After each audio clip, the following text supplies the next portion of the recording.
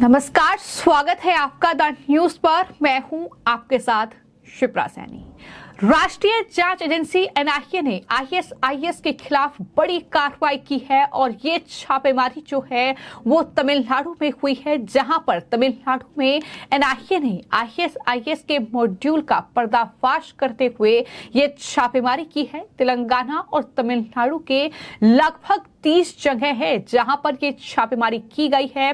लेकिन उससे भी बड़ी खबर यह है कि इस छापेमारी में जो कनेक्शन है वो डीएमके के साथ है। जी हां, डीएमके के साथ आईएसआईएस का कनेक्शन सामने आया है और नेशनल इन्वेस्टिगेशन एजेंसी ने जो छापेमारी की है, दरअसल कोयंबटूर में डीएमके पदाधिकारी थामिमुन अंसारी के यहां पर छापेमारी की गई है। इसके अलावा डीएमके के पार्षद भी हैं जिनका कनेक्शन सामने आया है। तो तमिलनाडु में ये एनआईए की बड़ी छापेमारी जारी है। दक्षिण भारत में ये बड़ी छापेमारी का दौर जो है वो सुबह से ही चल रहा है, जहां पर दरअसल कोयंबटूर में 22 जगहों पर, चेन्नई में 3 जगहों पर और हैदराबाद के 4 जगहों समेत ये 30 जगह है जहां पर नेशनल इन्वेस्टिगेशन एजेंसी ने छापेमारी की है। और अभी तक इन छापेमारी के दौरान क्या मिला है, इसकी जानकारी एनआईए के अधिकारियों ने नहीं दी है।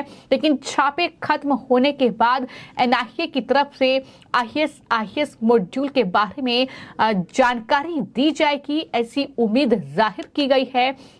लेकिन सबसे ज्यादा चौंकाने वाली बात यह है कि दरअसल एनआईए जो छापेमारी कर रही है उसमें दरअसल डीएमके का कनेक्शन सामने आया है। यानी तमिलनाडु के मुख्यमंत्री एमके स्टालिन की जो पार्टी है उसके जो नेता हैं उसका इस मॉड्यूल के साथ कनेक्शन है। यह कहीं ना कहीं छापेमारी के दौरान जो खुलासे हो रहे हैं, जिस तरीके से डीएमके के जो पदाधिकारी हैं थामिमुन अंसारी, उनके यहां पर छापेमारी की गई है और जाहिर तौर पर दक्षिण भारत में कई जगहों पर जो छापेमारी हुई है उसमें तमाम आरोपियों को एनआईए गिरफ्तार कर चुकी है। जिन लोगों के यहां पर छापे मारे गए हैं उनमें कोयंबटूर की 82 नंबर वार्ड की जो पार्षद हैं एम मुबस्सिरा, उसके घर पर भी छापेमारी हुई है। ये भी बड़ी जानकारी सामने आई है। ये पार्षद तमिलनाडु में सत्तारूढ़ डीएमके की है और बताया ये जा रहा है कि डीएमके पार्षद का पति भी उसी आरपी कॉलेज में पढ़ता है जहां पर जमीशा मुबीन ने पढ़ाई की थी। इस मामले में कुछ और आरोपियों की गिरफ्तारी नेशनल इन्वेस्टिगेशन एजेंसी कर सकती है, ये भी बड़ा खुलासा हुआ है। तो कुल मिलाकर तमिलनाडु और तेलंगाना में ये छापेमारी का दौर जारी है, जहां पर डीएमके का सीधा कनेक्शन जो है वो सामने आया है। आपको ये बता दें कि दरअसल जो Islamic state of Iraq and Syria यानी जो आईएसआईएस एक कट्टरपंथ और भर्ती मामले में ये दरअसल ठिकानों पर छापेमारी की गई है। यानी आईएसआईएस के मॉड्यूल का पर्दाफाश नेशनल इन्वेस्टिगेशन एजेंसी कर रही है और पूरा मामला जो है वो कोयंबटूर में 23 अक्टूबर 2022 से जुड़ा हुआ है। दरअसल पूरा मामला जो है वो एक कार ब्लास्ट से जुड़ा हुआ है, जहां कोयंबटूर में 23 अक्टूबर 2022 को जमीशा मुबीन नाम का आईएसआईएस आतंकी कार में विस्फोटक लेकर जा रहा था और कोट्टई संगमेश्वर मंदिर के सामने उसकी कार में धमाका हो गया था। एनआईए ने जांच में ये पाया कि जमीशा मुबीन कोयंबटूर के कोवाई आरपी कॉलेज पे पढ़ता था। उसके साथ 25 से ज्यादा दूसरे छात्र भी पढ़ते थे और पिछले महीने एनआईए की एक टीम ने इस कॉलेज पर छापेमारी की थी। आईएसआईएस मॉड्यूल के मामले में एनआईए ने एक नई एफआईआर भी दर्ज की और जो छापेमारी हो रही है वो इसी एफआईआर के आधार पर हो रही है। यानी नेशनल इन्वेस्टिगेशन एजेंसी ने जो नई एफआईआर दर्ज की है उसके आधार पर ही ये छापेमारी चल रही है। लेकिन इतना तय है कि अब ये जो छापेमारी का दौर तमिलनाडु में चल रहा है कि एमके स्टालिन की मुश्किलें बढ़ाएगा, क्योंकि पहले से ही मुख्यमंत्री के तौर पर एमके स्टालिन की मुश्किलें बढ़ रही हैं। एक तरफ वो विपक्षी गठबंधन INDIA का हिस्सा है, तो ऐसे में डायरेक्ट जो है विपक्षी गठबंधन के लिए भी कहीं ना कहीं अब बीजेपी सवाल उठाएगी, उनको घेरेगी, क्योंकि MK स्टालिन के बेटे उदयनिधि स्टालिन ने सनातन धर्म को लेकर बयान दिया, उसे नष्ट करने की बात कही।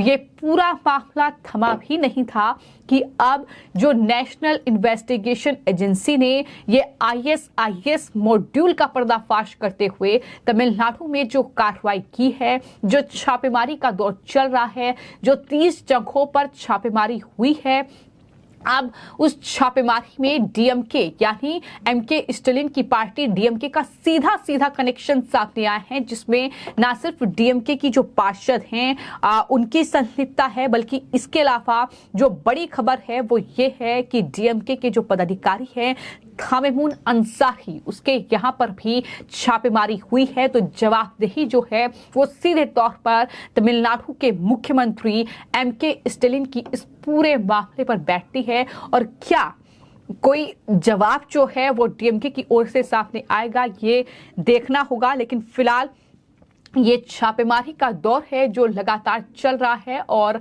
आपको ये बता दें कि इस वक्त राष्ट्रीय जांच एजेंसी NIA जो है वो काफी ज्यादा एक्टिव है, फिर चाहे वो टेरर फंडिंग मामले में हो, फिर चाहे वो ड्रग्स के मामले में हो, या फिर इस तरीके से जो ISIS का कनेक्शन सामने आ रहा है, जिस तरीके से Islamic state of Iraq and Syria में दरअसल भर्तियां जिस तरीके से हो रही हैं, उसके लिए साजिश चल रही है, उसके सिलसिले में ये छापेमारी का दौर जारी है। आपको ये बता दें कि ISIS को भारत में पांव पसारने से रोकने के लिए NIA ने ये छापेमारी की है, और इससे पहले हाल ही में NIA ने तेलंगाना, तमिलनाडु में दरअसल ISIS के आतंक फैलाने की साजिश के मामले में केस दर्ज किया था, और उसके बाद ये छापेमारी का दौर चल रहा है, जिसके बाद ये तय माना जा रहा है कि स्टालिन के लिए मुश्किलें कहीं ना कहीं काफी ज्यादा आने वाले वक्त में बढ़ सकती हैं, और जाहिर तौर पर NIA का यह एक्शन विपक्षी गठबंधन के लिए भी एक बहुत बड़े झटके के तौर पर देखा जा रहा है। फिलहाल आपकी इस छापेमारी को लेकर, इस पूरे मामले को लेकर क्या राय है, हमें कमेंट बॉक्स में जरूर लिखें और चैनल को सब्सक्राइब करें। धन्यवाद।